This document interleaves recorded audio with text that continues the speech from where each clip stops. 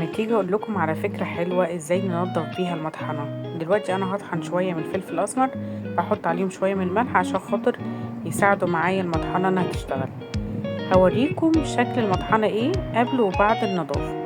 انا الاول طحنت اهو الفلفل الاسمر، هطحن كمان شوية من الكزبرة عشان اوريكم النتيجة النهائية. برضو بحط شوية من الملح عشان تساعد معايا الطحن. لو انتوا واخدين بالكم هتلاقوا ان المطحنة مش نظيفة خالص، شايفين؟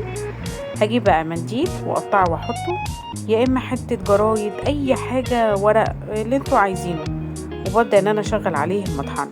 ما تخافوش، المطحنة مش هتبوظ ولا حاجة، ضربتين تلاتة كده في السريع. هوريكم بقى شكل المطحنة هتبقى عامل ازاي.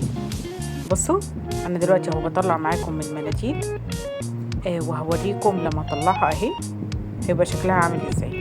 لان المناديل عملت ان هي لمت كل الاتربه اللي موجوده، وبقى شكلها حلو ونضيف زي ما انتم شايفين.